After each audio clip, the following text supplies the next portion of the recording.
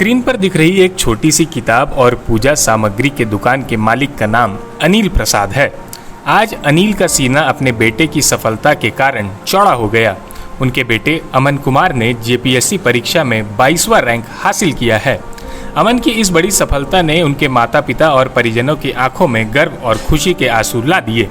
अनिल जो वर्षों से किताबों की दुकान चलाकर परिवार का पालन पोषण करते रहे, आज अपने बेटे की सफलता को देखकर भावुक हो उठे और उन्होंने कहा, मैंने कभी सपने में नहीं सोचा था कि मेरी दुकान से पढ़ने वाला मेरा ही बेटा एक दिन जेपीएससी पास कर अधिकारी बनेगा। ये सिर्फ अमन की मेहनत और लगन का फल है। अमन ने अपनी सफलता को लेकर बताया कि परीक्षा की तैयारी के दौरान उन्हें कई मुश्किलों का सामना करना पड़ा, लेकिन उन्होंने हार नहीं मानी। उन्होंने आगे कहा, मेरे माता पिता की तपस्या और मेरे गुरुजनों का मार्गदर्शन ही मेरी असली ताकत रही। सबसे पहले तो ढेरों बधाई कि आप सर जेपीएससी के 2023 वाले में आपने सफलता हासिल की है। कैसे तैयारी किया आपने? आपका पेपर क्या था?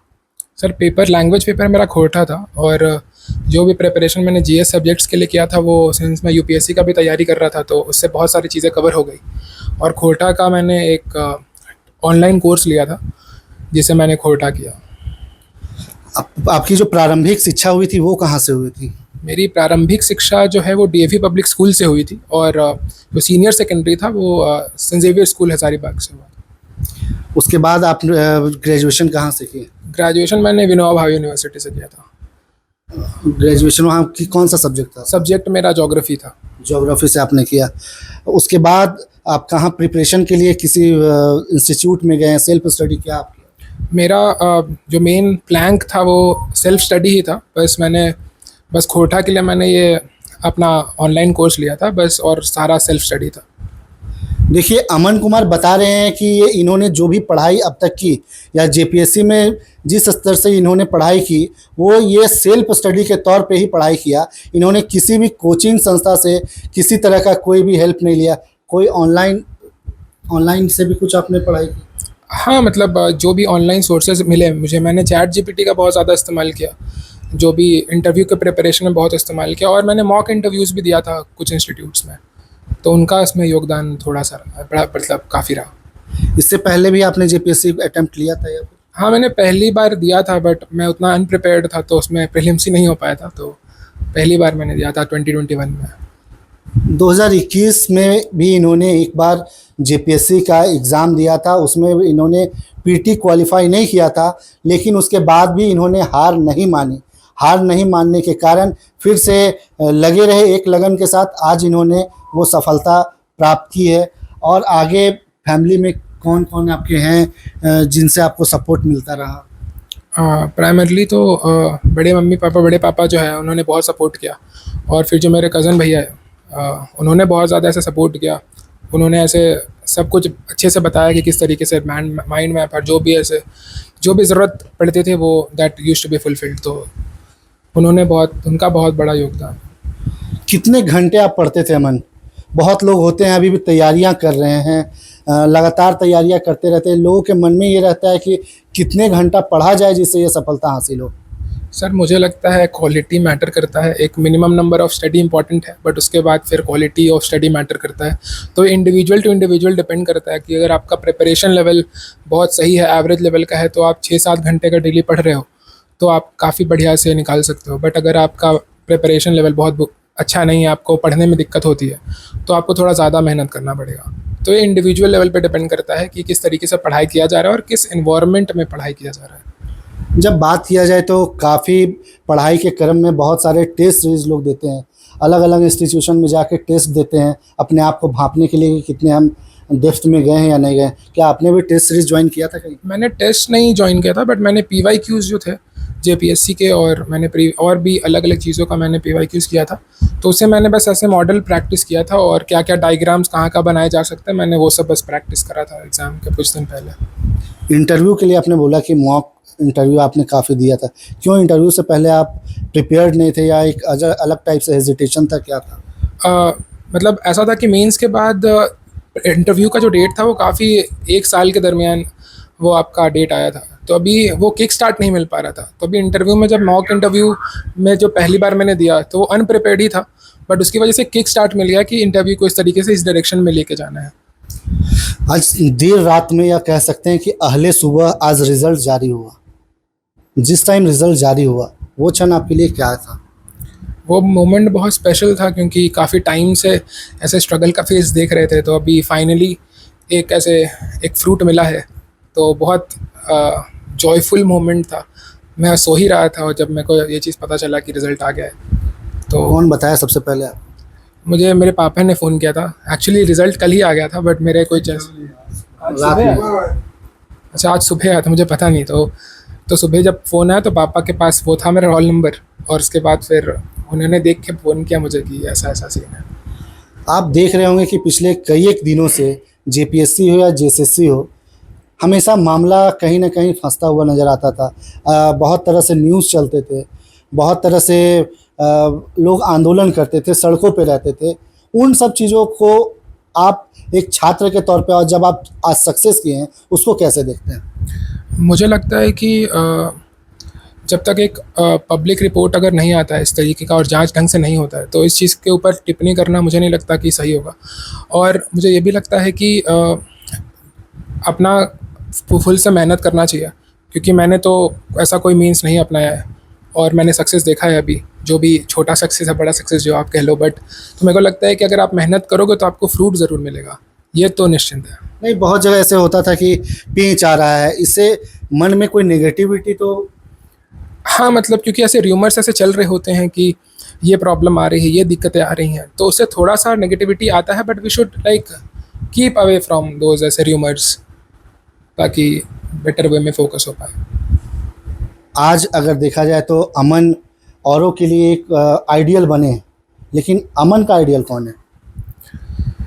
सर मुझे लगता है सर, मैं किसी को आइडियल नहीं मानता हूँ। मुझे ऐसा लगता है कि जैसे आप एक पेड़ में जो अच्छे अच्छे फूल होते हैं, अच्छे अच्छे फल होते हैं, आप उनको तोड़ लेते हो और ख़राब चीज़ों को वो कर देते हो, तो उस तरीके से मैं अलग अलग चीज़ों से सीखता हूँ और अलग अलग के अच्छे गुणों को मैं लेता हूँ, तो इस तरीके से है मेरा। आपके पिताजी एक छोटी सी किताब दुकान चलाते थे, वहाँ से कितनी संसाधन आपके पूरा होता था? बहुत ऐसा भी होता होगा कि बहुत सीमित संसाधन आपके पास रहता होगा, तो उसको आप कैसे देखते हैं? क्या बोलना चाहिए सर, डिस्पाइट ऐसे थोड़ा फाइनेंशियल डिफ़िकल्टीज़ के बाद, मतलब मुझे ऐसा लगता है कि मैं प्रिविलेज था कि मेरे भैया ये सब चीज़ का ख्याल रख रहे थे, तो मुझे संसाधनों का जहाँ तक बात है, वहाँ तक मुझे ऐसा जितना लोगों को और दिक्कतें होती, मुझे दिक्कत नहीं हुई।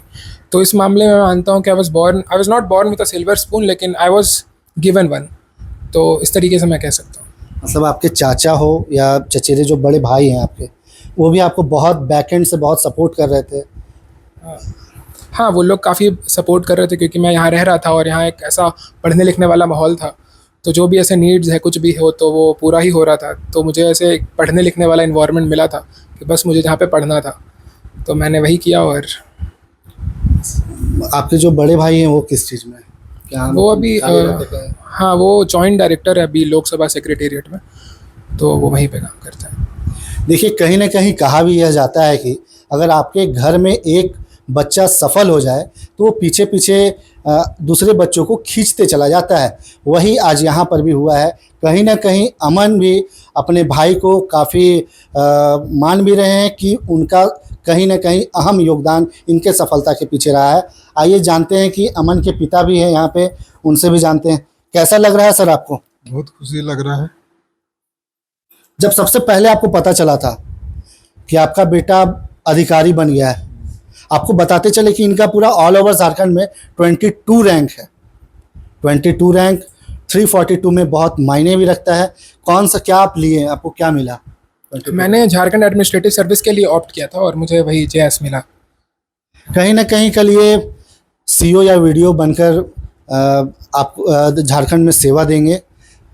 आइए चलते हैं इनके पिताजी के पास। सबसे पहले आपको जब पता चला तो कैसा लगा था? बहुत खुशी हुआ, आंसू भी बह रहा था।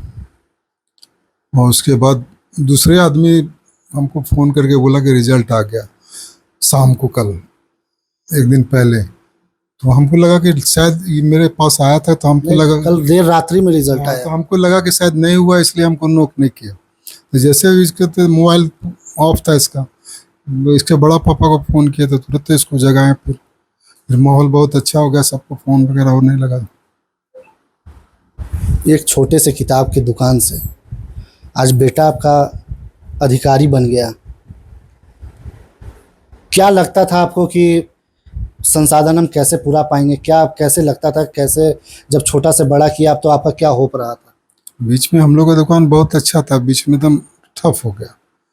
इनके बड़ा पापा हुआ, इनका बड़ा भैया लोग का बहुत सहयोग था। अभी कैसा लग रहा है? बहुत अच्छा। मिठाई खिलाएं बेटा को? हाँ काफ़ी भावुक भी हो रहे हैं आप। जी, हाँ भावुक तो हो रहे। अब तो खुशी के आंसू है ये। हाँ, खुशी का तो आंसू है। देखिए, कहीं ना कहीं होता है, आज अमन के पिता रो रहे हैं और ये रोना लाजमी है क्योंकि यह खुशी के एक आंसू हैं। इन्होंने काफ़ी कष्ट देखा होगा, काफ़ी इनको पढ़ाने के पीछे या फिर परिवार को चलाने के पीछे काफ़ी कष्ट देखा होगा, क्योंकि एक छोटे से दुकान में काफ़ी कम संसाधनों में कैसे परिवार का गुजर बसर होता है और आज के डेट में एक अपने बच्चे को पढ़ा पाएँ उसके लिए इन्होंने काफ़ी जद्दोजहद किया है। और एक बात आपको और भी कहना चाहेंगे कि आज के परिवेश में या आज के समाज में आप हर जगह देखते होंगे कि कुरीतियों के तौर पे चाचा भाई भाई में लड़ाई होता है, चाहे और भी तरह का कुछ कुछ होते रहता है। लेकिन यहाँ पे अमन के जो बड़े पापा हैं और जो चाचा हैं उन्होंने इन्हें काफ़ी सपोर्ट किया, उनके चचेरे भाई ने भी सपोर्ट किया। तो ये एक समाज के लिए अच्छा मैसेज भी और संदेश भी है। आइए जानते हैं कि कैसा लग रहा है आज आपका भतीजा? बहुत, हमको तो बहुत अच्छा लग रहा है और आप चाहते हैं कि और भी इससे भी ज़्यादा बड़ा पोस्ट पे जाए। जिस तरह से मेरे बच्चे लोग अच्छे किए हैं, मेरा भतीजा भी अच्छा किया है और उसको आज तक भतीजा ने अपना बेटा ही समझा है। पता चला कि आप अमन जो हैं वो हमेशा आपके ही घर में रहते थे, अपने पिताजी को छोड़ के आपके पास आ जाते थे? बचपन से ही, जब से पैदा हुआ है उस समय से हम लोग उसको साथ में रख रहे हैं और आज भी उसको साथ में रखे हैं और ईश्वर करेगा तो आगे भी हम लोग इसी तरह से साथ रहेंगे। ये थे इनके बड़े पापा जो काफ़ी ये भी भावुक हैं, पूरा परिवार एक भावुक है आज। अमन, आपके साथ में बहुत पढ़ने वाले भी आपके मित्र होंगे जो साथ में तैयारियां करते होंगे। आज बहुत कोई का रिज़ल्ट आया, बहुत कोई का रिज़ल्ट नहीं आया, उनके लिए आपका क्या संदेश है? मेरे को लगता है कि मुझे ये लगता है कि हमें लगे रहना चाहिए, क्योंकि एग्ज़ाम आता है और कुछ रीजंस की वजह से नहीं हो पाता है, तो हमें वीकनेसेस आइडेंटिफाई करने चाहिए कि किस वजह से हमारा सिलेक्शन नहीं हुआ और उस पर काम एक्टिवली करना चाहिए। अगर प्रेजेंटेशन लैक कर रहा है आंसर राइटिंग में या फिर पेपर कंप्लीट नहीं हो पा रहा है तो हमें उस चीज़ के ऊपर फोकस करना चाहिए कि जो भी वीकनेसेस है। तो मेरे को लगता है ये संदेश मैं शायद देना चाहता हूँ और जो भी लोग सिलेक्ट हुए उनको मैं कॉन्ग्रेचुलेशंस कहना चाहता हूँ कि। तो ये थे अमन, जिनका आपको हम कहानी बता रहे थे, सुना रहे थे और दिखा रहे थे। ऐसे ही देखते रहिए द फॉलोअप, और खबर अच्छा लगे तो उसे शेयर भी करिए। फिलहाल के लिए इतना ही। मैं सितेश कुमार, द फॉलोअप, हजारीबाग। गोल, जहां 27 वर्षों के सफर में 17,000 से भी अधिक छात्रों ने डॉक्टर एवं इंजीनियर बनकर भरे सफलता की ऊंची उड़ान। जहां साधारण छात्र भी झारखंड टॉपर्स बनकर बना रहे इतिहास। दूरदर्शी शिक्षाविद श्री विपिन सिंह के मार्गदर्शन में मेडिकल एवं इंजीनियरिंग के लाखों छात्रों के लिए आशा की किरण के रूप में गोल, नेशंस लीडिंग इंस्टीट्यूट। बायोम सिर्फ मेडिकल प्रिपरेशन का संस्थान। बायोम से लगातार दूसरी बार नीट यूजी में 700 मार्क्स पार। 10th पास स्टूडेंट्स के लिए फाउंडेशन कोर्स, 11th पास स्टूडेंट्स के लिए फ्रेशर कोर्स और 12th पास स्टूडेंट्स के लिए टारगेट कोर्स 17 अप्रैल से शुरू हो रहे हैं। कॉल 7360066190 और visit Biome, circular road near women's college and Hinoo, Ranchi. सरकारी परीक्षा की तैयारी का सबसे भरोसेमंद नाम NIBM। अच्छा कोचिंग ढूंढ रहे थे तो फिर गूगल में ही बताया कि यहाँ का रेटिंग भी बहुत अच्छा था। पुरुलिया से आए हैं यहाँ पर कोचिंग करने के लिए। NIBM के बारे में मेरे एक भैया हैं जो पिछले साल ही बैंकिंग यहीं से प्रिपरेशन किए और इस बार IBPS PO में सिलेक्शन लिए। मेरा अभी फाइनल सिलेक्शन हुआ है RRB PO में, उत्तर बिहार ग्रामीण बैंक में। मेरा फाइनल सिलेक्शन RRB PO में हुआ है। NIBM, thefollowup.in, like, share and subscribe. www.thefollowup.in